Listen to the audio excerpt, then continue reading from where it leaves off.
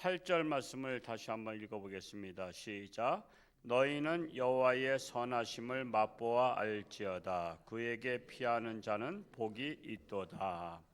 하나님의 선하심을 맛보아 알지어다. 맛보다라는 것은 문자적으로 음식 맛을 알아보기 위해서 먹어보다라는 것이잖아요. 근데 이 어떤 사실을 경험이나 체험을 통해서 깊이 인식하는 것을 가리키는 겁니다. 경험을 통해서 알라는 거예요. 저 음식이 맛있는지 싱거운지 짠지 매운지 눈으로 보기보다는 혀끝으로다가 보면 알잖아요. 그 맛을 우리가 혀로다 알듯이 하나님의 선하심을 맛보아 알지어다라고 한 것은 그렇게 우리가 음식을 혀로 맛보듯이 하나님의 선하심은 눈으로 체험하고, 즉 눈으로 체험한다는 게 뭐예요? 하나님의 역사하심을 보라는 거예요. 그리고 또한 귀로 듣는 거예요. 하나님의 역사하심을 또 이렇게 간증을 통해서 또 귀로 들려와요. 또한 뭐예요? 하나님의 그 선하심을 마음으로 깨닫는 거예요. 하나님의 선하심이 역사도요, 깨닫는 사람이 있고 깨닫지 못한 사람이 있어요. 그건 누가 깨닫죠? 지혜로운 자는 깨달아요. 근데 지혜롭지 못한 자는 아무리 하나님이 역사하셔도 깨닫지 못해요. 하나님이 함께 하신 것을 몰라.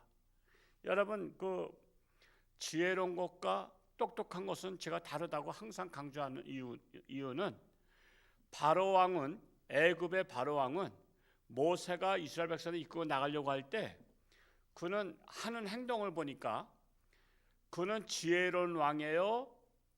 아니면 그냥 지혜가 많은 것 같아요? 지식이 많은 것 같아요? 당연히 지식은 많아요. 왜?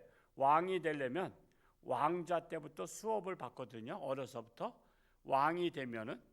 그런데 지식은 정말 최고의 지식을 갖고 있단 말이에요. 최고의 지식을 갖고 있지만 분별력이 없어. 분별력은 지혜예요. 분별력이 없으니까 이스라엘 백성들을 해방시키지 않고 계속 붙잡고 있다가 붙잡고 있을수록 화군 덩어리야. 화군 덩어리. 그냥 화가 임하는 거야. 결국은 그냥 남들이, 이게 그냥 왕에게는요, 백성들이 어려움을 당하면 왕이 고통스러워야 되잖아. 여러분, 자식이 어려움 당하면 부모가 고통스럽잖아요.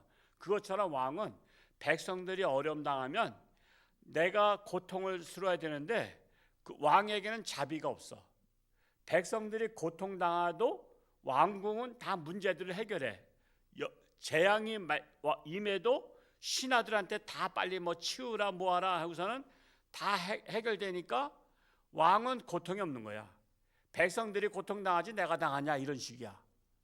그러다가 자기 고통이 언제 왔냐면 10번째 자기 아들이 죽음으로 말미암아 왔어. 10번째나 깨달은 거야. 10번째나. 그러니까 지혜는 없는 왕이야. 지식은 많은데.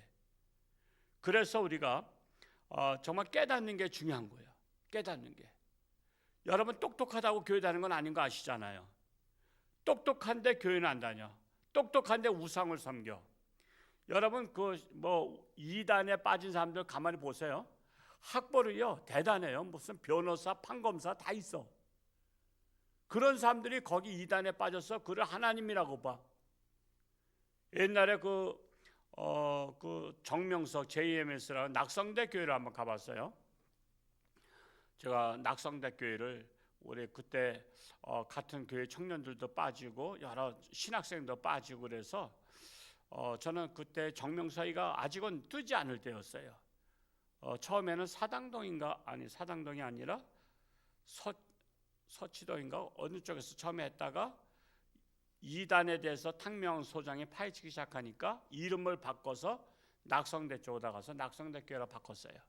거기를 가봤어. 거기를 갔는데 이렇게 딱 보니 저기 이제 얘기를 들어보니까 주로 어디 학생들이냐면 서울대 학생이 제일 많아. 서울대학교 앞이기도 하지만. 그러면 우리나라에서 서울대 나오면 그래도 최고로 공부 잘했던 애들 아니야. 그러니까 머리는 똑똑하고 지식이 있는데 지혜가 없어. 그래서 분별력이 없어.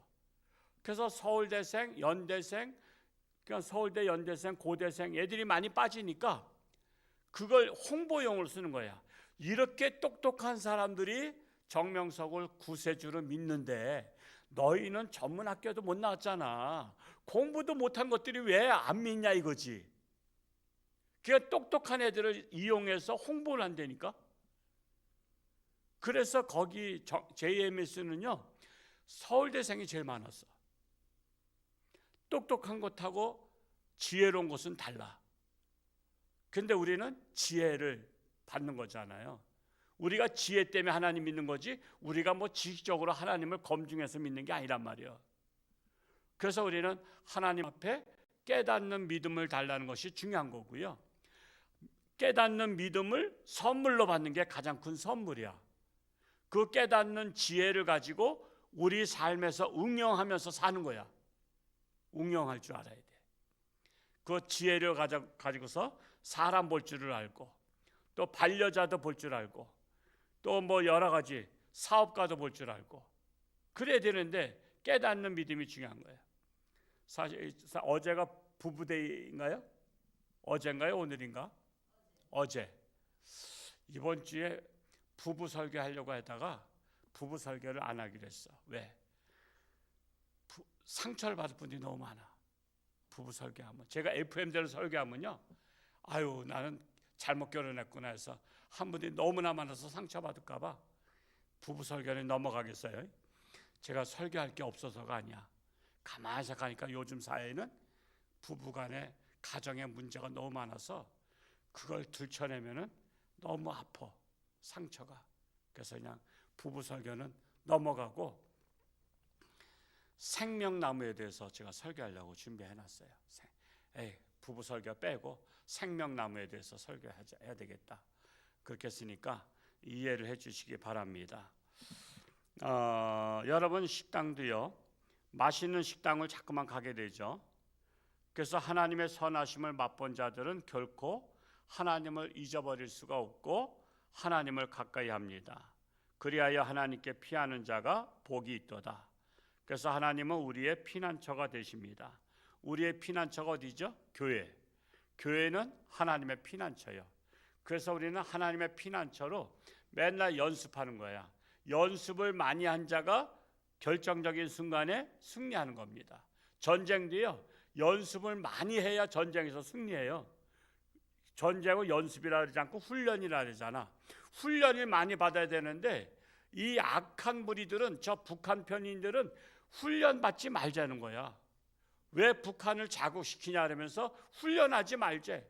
가만히 있다가 그냥 우리가 훈련을 안 하면 우리가 평화로운 줄 알고서는 그들도 전쟁 안 일으킨다는 거야. 그 말이 맞을 것 같아요? 그래서 여러분 조선시대 때 군인을 안 만든 거야. 그냥 지역의 경찰처럼 포졸들만 있지. 그래서 군인을 만들자 그랬다가 역적으로 몰려서 이율고 선생 그 유배당한 거 아니에요. 아니 우리가 군인 만들면 일본이 가만히 있겠냐, 쳐들어오지 않겠냐. 그러니까 군인을 만들지 말자 그래서 안 만들었다가 일본 쳐들어온 거 아니야. 근데 지금도 똑같아. 우리는 그 조상의 그 자손이다 보니까 훈련을 하지 말자는 거야. 훈련하면 북한에 자극을 줘서 전쟁하지 않겠냐. 그러니까 훈련하지 말자. 그래 군인도 줄이지. 아예 군인 없으면 평화가 임하지 않냐 그런 거예요. 이번에 어떤 사람은 대통령 출마한 사람은 사드 배치도 다 철수하자 그랬죠.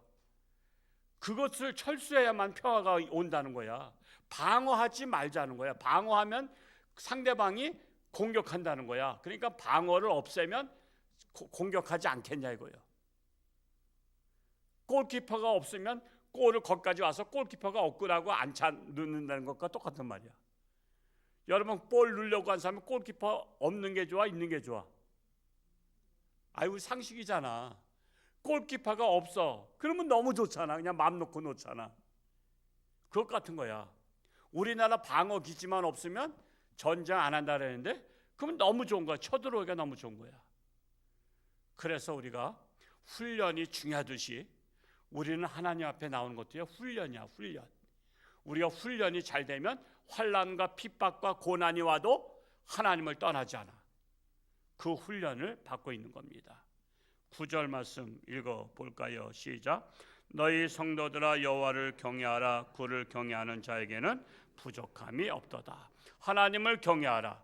경외하다라는 것은 단순히 두려워하라는 뜻이 아니라 하나님을 존귀히 여기는 가운데 그분의 말씀에 순종하라는 거예요. 하나님을 존귀히 여기고 그분의 말씀에 순종하라. 그래서 순종이 뭐보다 낫다? 제사보다 낫다. 하나님을 존귀히 여기면 존귀함을 받아요. 시편 49편 20절에 보면 존귀하나 깨닫지 못하는 사람은 멸망하는 짐승 같도다. 우리는 하나님께서 존귀하게 만드셨어. 만물의 영장은요, 여러분 생물이요, 수만 가지 수십만 가지 중에서 우리를 1등으로 만들으셨어. 여러분 학교에서 100명 중에 1등 해도 대단하잖아. 근데 모든 생물 중에서 인간을 만물의 영장으로 존귀하게 만드셨어. 근데 이 존귀함을 깨닫지 못하는 자는 멸망하는 짐승 같도다 하는 거야. 그러니까 짐승 같은 사람 그러잖아. 사람이 말이야 이 비인격적이고 사람이 말이야 막 그냥 폭행하고 막 이러면 뭐라 그래? 야 이 짐승 같은 놈아 그러잖아. 그러니까 존귀한 사람이 아니라는 거야. 짐승 같은 사람. 그래서 하나님을 경외하는 자, 하나님을 존귀히 여긴 자가 존귀함을 받는다라는 거예요.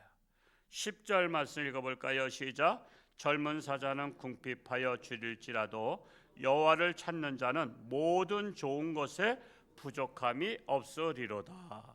젊은 사자는 자신의 재산과 힘 그리고 권력을 믿고 난폭하게 구는 교만한 자를 젊은 사자로 비유한 거야. 자신의 권력을 믿는 자, 그래서 난폭하게 하는 자. 옛날에 암행어사 제도가 있었죠. 조선시대에는 정부에서 서울에서 일일이 다 볼 수가 없어. 근데 꼭 사또들 중에서 포악한 사또들이 있잖아. 사또가 되면은 그냥 쥐어짜고 자기만 배불리 먹고 그래. 그러다 보니까 암행어사를 몰래 거지처럼, 거지 선비처럼 허름하게 옷을 입고서는 다니면서 그 동네 민심을 알아보잖아. 알아봤다가 이 사또가 이게 왕도 무서운 줄 모르고 그냥 그 지역사회에 자기가 왕이라고 해서 무고한 자를 잡아다 주리를 들고 네 죄를 네가 알렸다 그러면서 막 그럴 때 저놈을 죽여버려라 그럴 때 암행어사 출도요 그러잖아. 그러면서 완전 뒤집어지잖아. 완전히. 이와 같이 자신의 재산, 힘, 권력을 믿고 난폭하게 구는 교만한 자, 이 젊은 사자가 결국 늙고 병들면, 여러분 젊은 사자가 늙고 병들면요 숲속으로 혼자 가더라고. 그 유튜브에 보니까 동물의 왕국 보니까 혼자 가서 혼자 쓸쓸히 죽어. 그 결국은 힘을 자랑했던 그가 결국은 쓸쓸하게 죽는 거예요. 이와 같이 자신을 믿고 의지하는 사람들도 언젠가는 그렇게 쓸쓸하게 죽게 된다라고 말씀하고 있는 거예요. 그러나 하나님을 찾는 자는 모든 좋은 것에 부족함이 없다라고 말씀하고 있습니다. 오늘 하루도 하나님과 동행하며 승리하는 복된 날 될 수 있기를 축복합니다. 나라를 위해서 기도하시고 정말 이 나라가 정말 하나님의 나라가 실현될 수 있도록 기도할 수 있기를 축복합니다. 할렐루야. 고맙고 감사하신 아버지 하나님, 오늘도 새날 주셨사오니 오늘 하루도 하나님과 동행하며 승리하는 복된 날 되게 하시고 참으로 하나님께 피함이 복이 있다는 것을 깨닫고 늘 우리는 하나님의 성전 중심의 신앙생활, 사회생활 할 수 있기를 간절히 소원합니다. 하나님의 말씀 한 가지를 들으면 10가지를 깨닫는 지혜를 더하여 주옵소서. 그리하여 하나님의 지혜를 가정에서 응용하고 직장에서 응용하고 사업에서 응용하고 사회생활에 응용해서 지혜롭게 살아갈 수 있는 우리 지혜로운 성도들 되게 하여 주옵소서. 나라가 심히 어지러운 가운데 빠져 있습니다. 현혹하고 있습니다. 이럴 때일수록 하나님을 두려워하는 자, 하나님의 지혜를 구하는 자, 나라를 살리려고 하는 자가 이 나라의 지도자가 되어서 올바른 나라로 이끌어갈 수 있기를 간절히 소원합니다. 아직도 유신의 질병으로 사경을 헤매는 사랑하는 교우들 긍휼히 여기시고 하나님의 손길로 어루만지사 깨끗함 받게 하시고 건강해서 하나님 영광 위에 살게 하여 주옵소서. 사업이 어렵습니다. 직장이 어렵습니다. 이럴 때일수록 하나님을 의지하며 하나님의 지혜를 구하는 우리 모두가 되게 하여 주옵소서.